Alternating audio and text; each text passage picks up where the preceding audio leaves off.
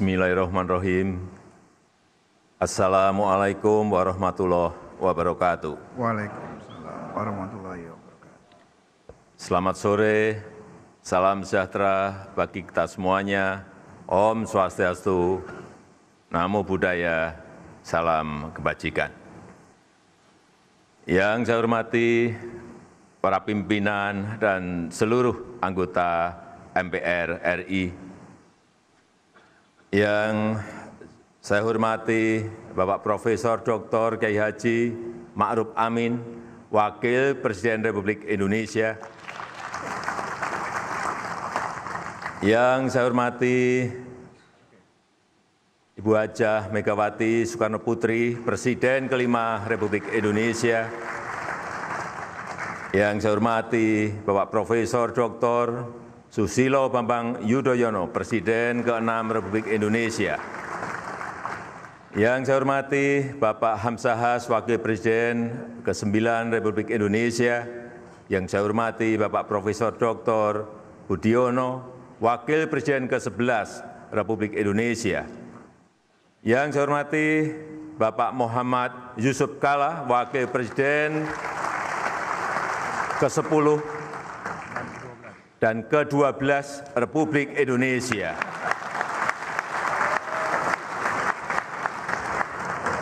Yang mulia, yang saya hormati Kepala Negara dan Pemerintahan serta utusan khusus dari negara-negara sahabat. Yang saya hormati para pimpinan lembaga tinggi negara, dan tentu saja sahabat baik saya, Bapak Prabowo Subianto dan Bapak Sandiaga Uno, para tamu yang saya hormati, Bapak Ibu, saudara-saudara sebangsa dan setanah air. Mimpi kita, cita-cita kita di tahun 2045, pada satu abad Indonesia merdeka, mestinya insya Allah Indonesia telah keluar dari jebakan pendapatan kelas menengah. Indonesia telah menjadi negara maju dengan pendapatan menurut hitung-hitungan 320 juta rupiah per kapita per tahun, atau 27 juta per kapita per bulan. Itulah target kita. Itulah target kita bersama. Mimpi kita di tahun 2045, produk domestik bruto Indonesia mencapai 7 triliun US dollar.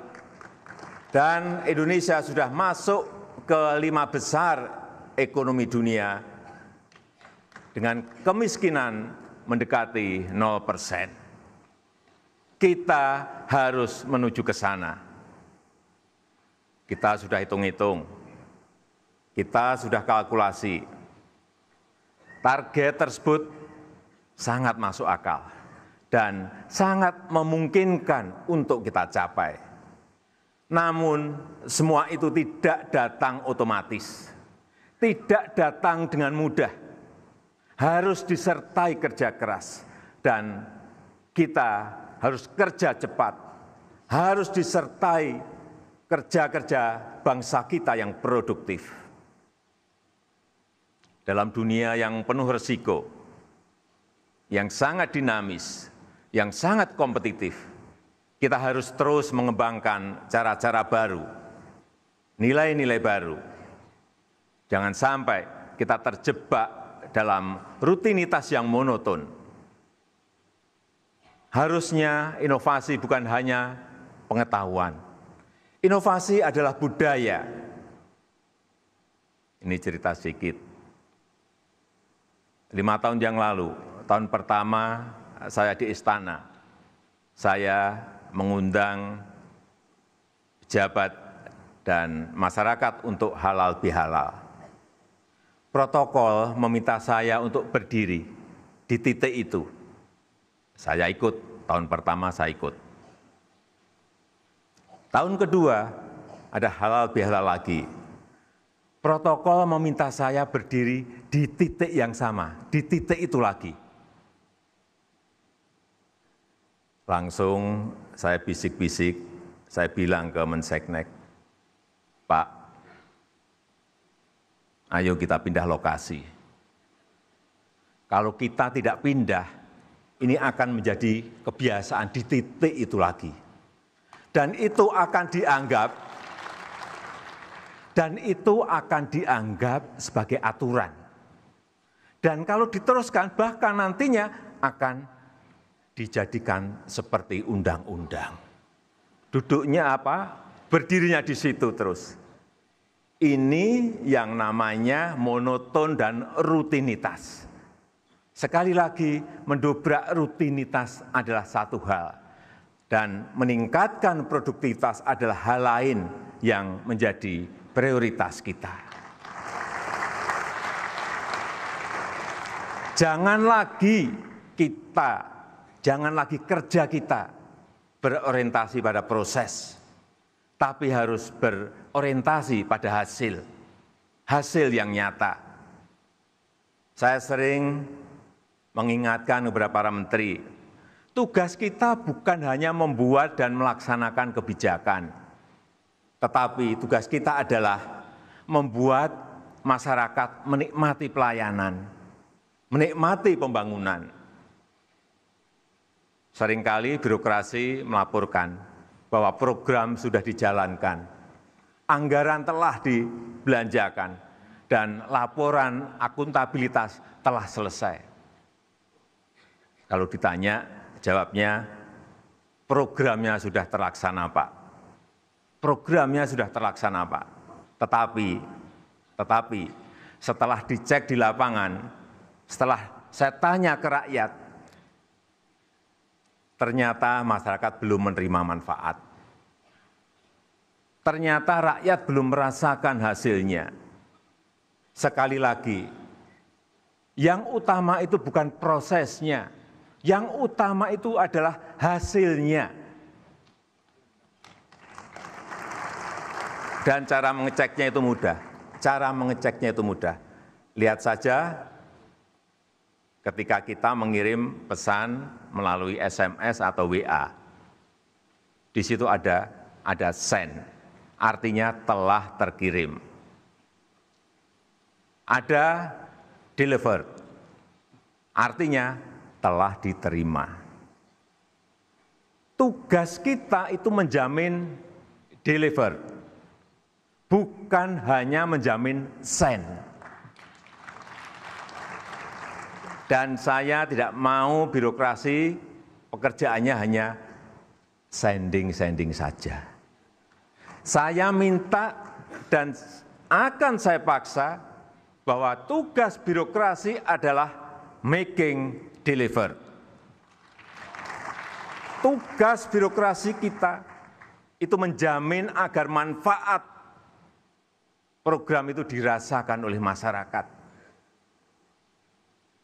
Para hadirin dan seluruh rakyat Indonesia yang saya banggakan, potensi kita untuk keluar dari jebakan negara berpenghasilan menengah sangat besar. Saat ini kita sedang berada di puncak bonus demografi, di mana penduduk usia produktif jauh lebih tinggi dibandingkan usia tidak produktif. Ini adalah tantangan besar dan sekaligus juga sebuah kesempatan besar. Ini menjadi masalah besar jika kita tidak mampu menyediakan lapangan kerja. Tetapi akan menjadi kesempatan besar, peluang besar jika kita mampu membangun SDM yang unggul, sumber daya manusia yang unggul. Dan dengan didukung oleh ekosistem politik yang kondusif dan didukung oleh ekosistem ekonomi yang kondusif. Oleh karena itu 5 tahun ke depan yang ingin kita kerjakan, yang pertama adalah pembangunan sumber daya manusia, pembangunan SDM akan menjadi prioritas utama kita. Membangun SDM yang pekerja keras, yang dinamis, membangun SDM yang terampil, yang menguasai ilmu pengetahuan dan teknologi, mengundang talent-talent global untuk bekerja sama dengan kita. Itu pun tidak bisa diraih dengan cara-cara lama. Cara-cara baru harus dikembangkan. Kita perlu endowment fund yang besar untuk manajemen SDM kita. Kerjasama dengan industri juga penting dioptimalkan, dan juga penggunaan teknologi yang mempermudah jangkauan ke seluruh pelosok negeri. Yang kedua, pembangunan infrastruktur akan kita lanjutkan, infrastruktur yang menghubungkan kawasan produksi dengan kawasan distribusi, yang mempermudah akses ke kawasan wisata, yang mendongkrak lapangan kerja baru, yang mengakselerasi nilai tambah perekonomian rakyat. Yang ketiga, segala bentuk kendala regulasi harus kita sederhanakan, harus kita potong, harus kita pangkas. Pemerintah akan mengajak DPR untuk menerbitkan 2 undang-undang besar. Yang pertama, Undang-Undang Cipta Lapangan Kerja. Yang kedua, Undang-Undang Pemberdayaan UMKM. Masing-masing undang-undang tersebut akan menjadi omnibus law, yaitu satu undang-undang yang sekaligus merevisi beberapa undang-undang, bahkan puluhan undang-undang. Puluhan undang-undang yang menghambat penciptaan lapangan kerja langsung direvisi sekaligus. Puluhan undang-undang yang menghambat pengembangan UMKM juga akan langsung direvisi sekaligus. Yang keempat, penyederhanaan birokrasi harus terus kita lakukan besar-besaran. Investasi untuk penciptaan lapangan kerja harus diprioritaskan. Prosedur yang panjang harus dipotong. Birokrasi yang panjang harus kita pangkas. Eselonisasi harus disederhanakan. Eselon 1, Eselon 2, Eselon 3, Eselon 4. Apa enggak kebanyakan?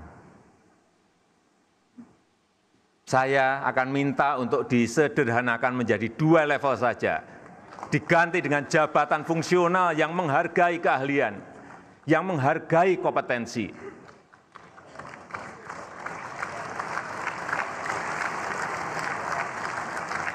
Saya juga minta kepada para menteri, para pejabat, para birokrat agar serius menjamin tercapainya tujuan program pembangunan. Bagi yang tidak serius, saya tidak akan memberi ampun. Saya pastikan, sekali lagi, saya pastikan pasti akan saya copot.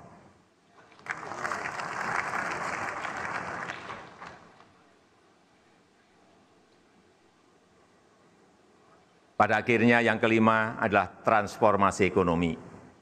Kita harus bertransformasi dari ketergantungan pada sumber daya alam menjadi daya saing manufaktur dan jasa modern yang memiliki, yang mempunyai nilai tambah tinggi bagi kemakmuran bangsa demi keadilan sosial bagi seluruh rakyat Indonesia.